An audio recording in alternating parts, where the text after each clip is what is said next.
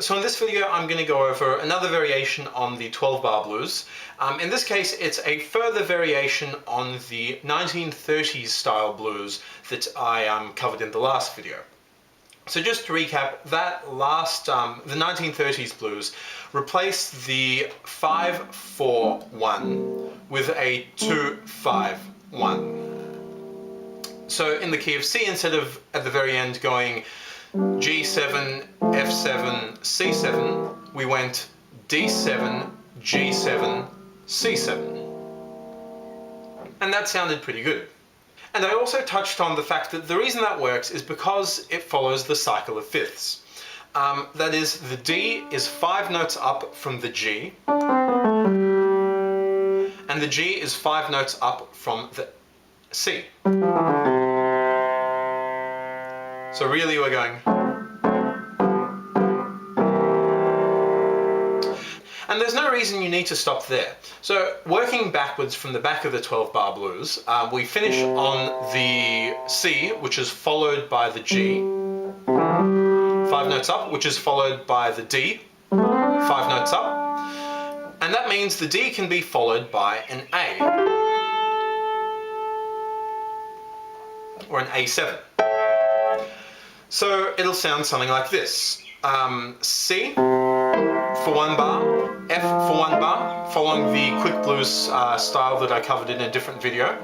Back to the C for 2 bars, back to the F for 2 bars,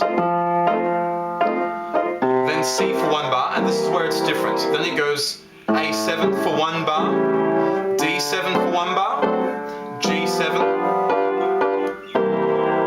to the C. So as you can see, instead of from the two bars of the F in bars 5 and 6, bar 7 is C7, but then bar 8 moves to the A7, before again descending down in the regular sort of 1930s blues that I showed you in the last lesson, from the D to the G to the C. So then that sounds something like this.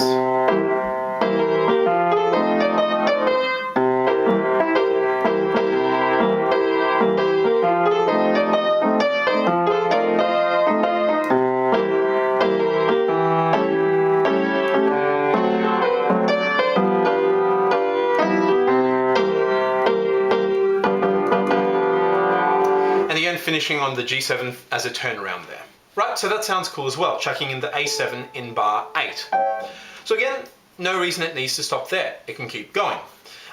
You can, from the C, again, we go to the G, to the D, to the A, then to the E. That means before the A, that is in bar 7, you can put in an E7 instead of the C7. So it sounds like this. C, F, back to the C, back to the F, then E7, to A7, D7, to G7, to the C7, and back to the G7 for the turnaround. Right, so that sounds pretty cool. Now the only complication is that A7 is in the key of D major, which has an F sharp, which is in the blues scale, so tick, but it also has a C sharp, which isn't in the blues scale. So when you're on that A7 chord, you can play the C sharp in place of the C. You can play the C as well, but the C sharp sort of sounds more in line with the key. So the E7 is technically in the key of A major. So that's got the 3 sharps, the C sharp, which we were playing for the A7 anyway, F sharp, which is in the C blues scale, and G sharp, which is not. But I like to just play the standard blues scale over the E7, and that's because by playing the natural C, you give it more of a harmonic minor type of sound, which is also related to the E7, which is fine. So all you really need to remember is that over the E7, just play the regular blues scale. Over the A7, play the regular blues scale put in the C sharp, and then regular blues scale for the D7 and the G7. So far we've got this. C7 for 1 bar, F7 for 1 bar, C7 for 2 bars. F7 for 2 bars, then E7 for 1 bar to A7 for 1 bar, D7 for 1 bar to G7 for 1 bar, back to C7 and to the G7 for the turnaround. Now we can take that further. If we take the E7 chord and we tritone substitute it, we get a B flat 7. Now if you don't understand chord substitution or tritone chord substitution, go check out my video on chord substitutions where I explain it all. But effectively E7 and B flat 7 can be treated as the same chord because the 7th and the 3rd in both chords are the same, and they're sort of the guiding tones that give each chord its characteristics. So that's handy because B flat is 5 notes down from F.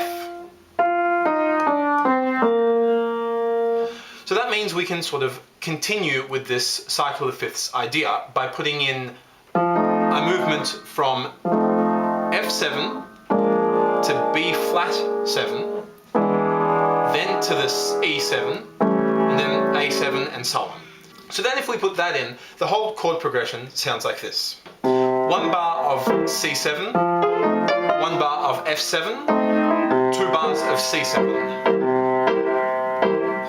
1 bar of F7, moving to 1 bar of B flat 7, moving to 1 bar of E7,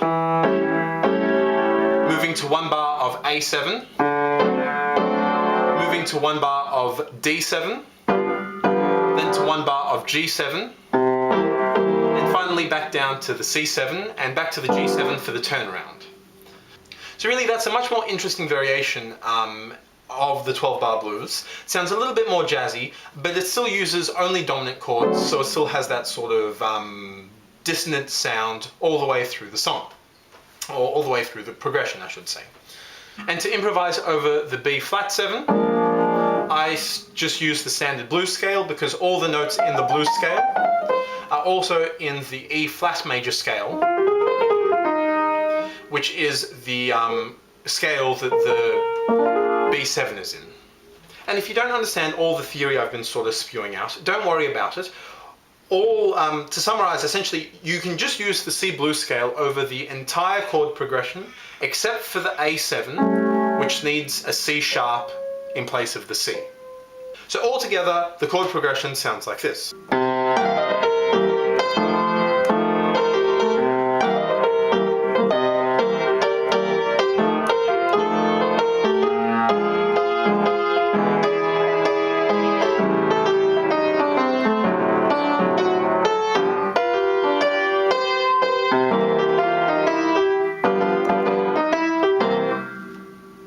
Cool, so in the next lesson I'm going to go over one more chord substitution that you can put into this chord progression to make it sound a bit more bluesy. So check that out if you're interested. Thanks guys.